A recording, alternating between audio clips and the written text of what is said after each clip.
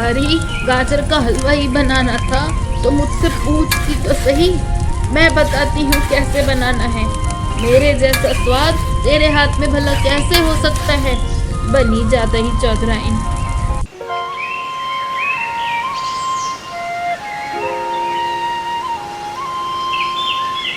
जनवरी की कड़ाके की ठंड थी। गलियों में गहरी धुंध छाई हुई थी। ऐसे मौसम में गाजर का हलवा भला किसको पसंद नहीं। हर घर में सीजन में एक बार तो सभी घरों में गाजर का हलवा बन ही जाता है और उसकी खुशबू बाहर तक फैली जाती है। लेकिन शांति देवी के यहाँ ठंड के साथ साथ रिश्तों में भी ठंड जमी हुई थी। बहू बहुत ही साधारण परिवार से थी।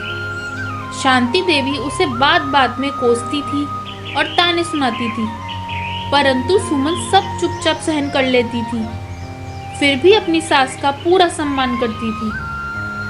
एक दिन उसके ससुर मंडी से बहुत सी गाजर लेकर आए। बहू, आज मंडी में गाजर काफी सस्ती थी, इसलिए मैं ज्यादा गाजर ले आया हूँ।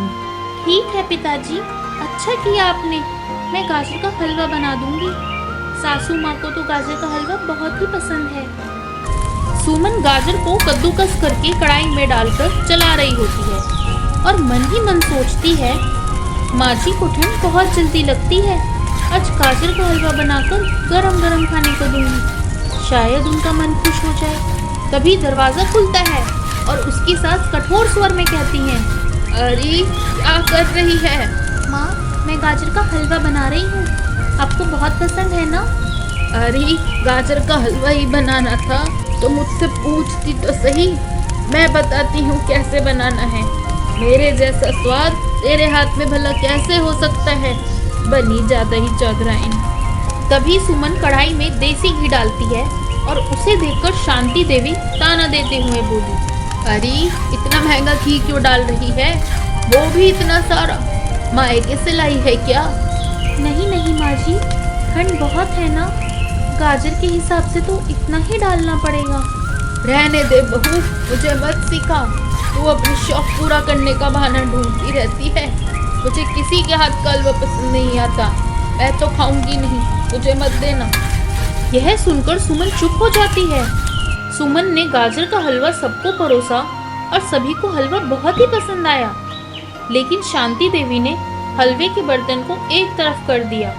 मैं नहीं खाऊंगी। आजकल की बहुएं सिर्फ दिखावा करती हैं और अपनी अपनी ही चलाती हैं।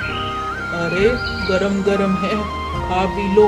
ठंड में फायदा ही करेगा तुम्हें ठंड भी लगी हुई है। हलवा बना भी स्वादिष्ट है, खा के तो देखो।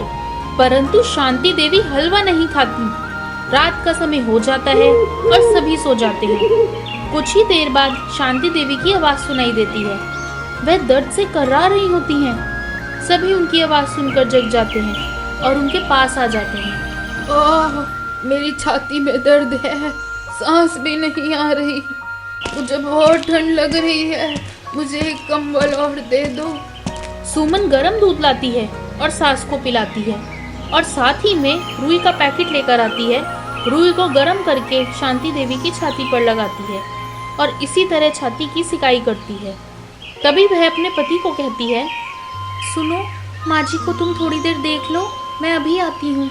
सुमन रसोई में जाकर थोड़ा सा देसी घी डालकर गाजर के हलवे को गर्म करती है। उसकी खुशबू पूरे घर में फैल जाती है। अरे रमेश बेटा, हलवे की बड़ी अच्छी खुशबू आ रही है। तभी सुमन हलवा लेकर आ जाती है। माँ जी, थोड़ा हलवा खा लीजिए, गरम गरम है, आपको बहुत आराम मिलेगा। शांति देवी थोड़ा सा हलवा खाती हैं और उसे हलवा बहुत पसंद आता है। यह तो वही हलवा है, वही स्वाद जो मेरी माँ मुझे बचपन में खिलाती थी और मैं भी उसी रेसिपी से हलवा बनाती हूँ। तेरे हाथ का गरम हलवा खाकर बहुत अच्छा महसूस कर रही हूँ। अब मैं बिल्कुल ठीक हूँ, तू अब जाके सो जा।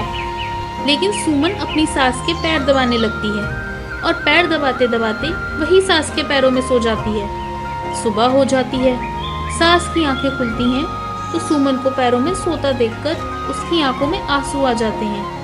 वह उसे जगाती है और प्यार करती है। मेरा इतना ख्याल क्यों रखा तूने? मैं तो तुझे कोसती रहती थी। मैंने तुझे कभी अपनी बेटी नहीं समझा, लेकिन तूने मेरा इतना ख्याल रखा। कल रात अगर तू ना होती तो शायद मैं। सुमन चुपचाप सिर झुका लेती है।